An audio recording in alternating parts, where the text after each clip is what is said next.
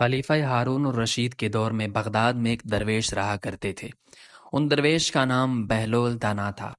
بہلول دانا بیک وقت ایک فلاسفر اور ایک تاریک الدنیا درویش تھے۔ ان کا کوئی گھر کوئی ٹھکانہ نہیں تھا۔ وہ عموماً شہر میں ننگے پاؤں پھرتے تھے اور جس جگہ تھک جاتے وہیں ڈیرا ڈال لیتے۔ بعض لوگوں نے انہیں مجذوب لکھا ہے کہ یہ اللہ کی تجلیات اور عشق میں مستغرق اور گم رہتے تھے اور اپنے ارد گرد کے ماحول سے بے خبر ہوتے تھے۔ بہت کم لوگوں کی طرف التفات کرتے تھے اور جب کبھی عوام الناس کی طرف منہ کرتے تو حکمت و دانائی کی بہت ہی عجیب و غریب باتیں کرتے، جس سے پتہ چلتا ہے کہ یہ اللہ کے بہت بڑے ولی کامل تھے۔ ان کا اصل نام وہب بن عمر تھا۔ مجذوب کی تعریف یہ ہے کہ ان لوگوں کا راز اللہ سے وابستہ ہے، جس کا پتہ لگانا انتہائی مشکل کام ہے۔ نیز یہ لوگ اللہ کے عشق میں پاگل ہوتے ہیں، چنانچہ کبھی کبھار بظاہر خلاف شرع قول یا فعل ان سے سرزد ہو جاتا ہے، لیکن کسی دوسرے کو اس بات کی طرف کان نہیں دھرنا چاہیے اور نہ ہی اس کی ترویج و اشاعت کرنی چاہیے۔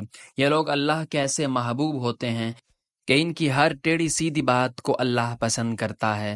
ہمیں ان کے پوشیدہ حالات کا علم نہیں ہے، اس لیے اس سلسلے میں کوئی لب کشائی نہیں کرنی چاہیے۔ ایک دن بہلول دانا دریا کے کنارے بیٹھے تھے اور گیلی ریت کو اپنے سامنے جمع کر کے اس کی ڈھیریاں بنا رہے تھے۔ ملکہ زبیدہ اپنے محل کے جھروکے سے بڑے انہماک سے ان کو یہ کام کرتے دیکھ رہی تھی۔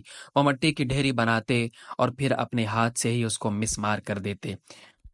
ملکہ اپنے محل سے اتر کر اپنی سہیلیوں کے ہمراہ دریا کے کنارے آ گئی اور بہلول سے پوچھا گیا کہ یہ آپ کیا کر رہے ہیں؟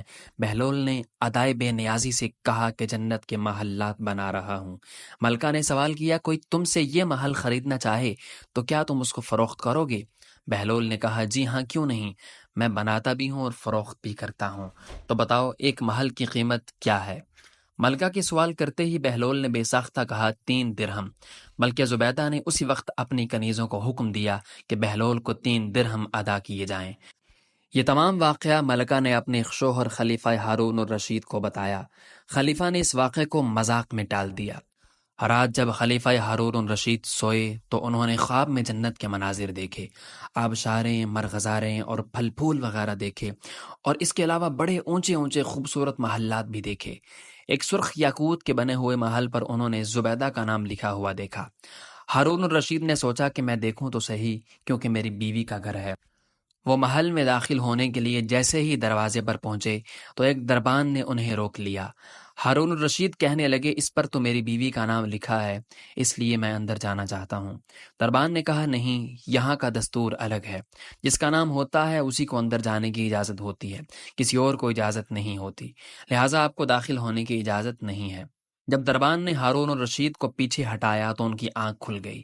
بیدار ہونے پر فوراً خیال آیا کہ مجھے تو لگتا ہے بہلول کی دعا زبیدہ کے حق میں اللہ نے قبول فرما لی ہے۔ وہ ساری رات اسی افسوس میں کروٹیں بدلتے رہے۔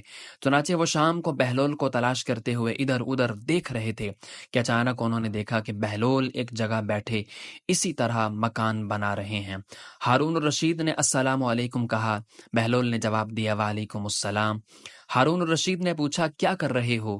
بہلول نے کہا، جنت کے محل بنا رہا ہوں۔ بادشاہ نے کہا، بیچو گے؟ بہلول نے کہا، جی ہاں، بیچتا بھی ہوں۔ تو بتاؤ ایک محل کی قیمت کیا ہے؟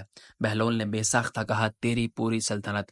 بادشاہ نے کہا، اتنی قیمت تو میں نہیں دے سکتا، کل تو آپ 3 درہم کے بدلے دے رہے تھے اور آج پوری سلطنت مانگ رہے ہیں۔ بہلول دانا نے کہا، خلیفہ، کل بن دیکھے معاملہ تھا اور آج تم محل دیکھ کر آ رہے ہو۔ خلیفہ یہ سن کر گھٹنوں کے بل بہلول دانا کے سامنے مایوس ہو کر بیٹھ گیا اور کہا، حضرت آپ مجھ سے میری ساری سلطنت لے لیں اور مجھے ایک محل دے دیں۔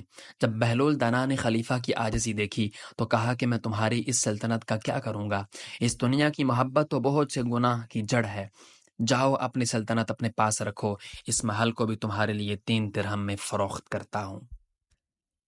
اپنے زمانے کے عظیم ولی حضرت سیدنا سر سختی رحمۃ اللہ تعالیٰ علیہ فرماتے ہیں، ایک بار مجھے قبرستان جانا ہوا۔ وہاں میں نے حضرت بہلول دانا رحمۃ اللہ تعالیٰ علیہ کو دیکھا کہ ایک قبر کے قریب بیٹھے مٹی میں لوٹ پوٹ ہو رہے ہیں۔ میں نے پوچھا، آپ یہاں کیوں بیٹھے ہیں؟ جواب دیا، میں ایسی قوم کے پاس ہوں جو مجھے اذیت نہیں دیتی اور اگر میں غائب ہو جاؤں تو میری غیبت نہیں کرتی۔ میں نے عرض کی، روٹی مہنگی ہو گئی ہے؟ تو فرمانے لگے، اللہ کی قسم مجھے کوئی پرواہ نہیں، اگرچہ ایک دانہ دینار کا ملے، ہم پر اس کی عبادت کرنا فرض ہے جیسا کہ اس نے ہمیں حکم دیا ہے، اور ہمارا رزق اسی کے ذمہ کرم پر ہے جیسا کہ اس نے ہم سے وعدہ کر رکھا ہے۔ ایک مرتبہ کسی نے پوچھا، بہلول بادشاہ نے تمہیں پاگلوں کی مردم شماری کا حکم دیا ہے؟ فرمایا، اس کے لیے تو ایک دفتر درکار ہوگا۔ ہاں، دانہ گننے کا حکم ہو تو انگلیوں پر گنے جا سکتے ہیں۔ ایک دن بہلول دانا بازار میں بیٹھے تھے۔ کسی شخص نے پوچھا، بہلول کیا کر رہے ہو؟ تو بہلول نے کہا کہ بندوں کی اللہ سے صلح کرا رہا ہوں۔ اس شخص نے کہا کہ پھر کیا بنا؟ بہلول نے کہا، اللہ تو مان رہا ہے لیکن بندے نہیں مان رہے۔ کچھ عرصے کے بعد اسی شخص کا ایک قبرستان کے پاس سے گزر ہوا تو بہلول قبرستان میں بیٹھے تھے۔ قریب جا کر پوچھا، بہلول کیا کر رہے ہو؟ بہلول نے کہا، بندوں کی اللہ سے صلح کروا رہا ہوں۔ اس شخص نے کہا، پھر کیا بنا؟ بہلول نے کہا، آج بندے تو مان رہے ہیں مگر اللہ نہیں مان رہا۔ بہلول سے ایسے درجنوں واقعات اور دانائی کی باتیں منسوب ہیں۔ کچھ لوگ اسے کتابی باتیں کہتے ہیں اور بعض اسے روحانیت کی معراج مانتے ہیں، لیکن یہ بات طے ہے کہ بہلول دانا کہہ گئے، وہ پتھر پر لکیر ہے۔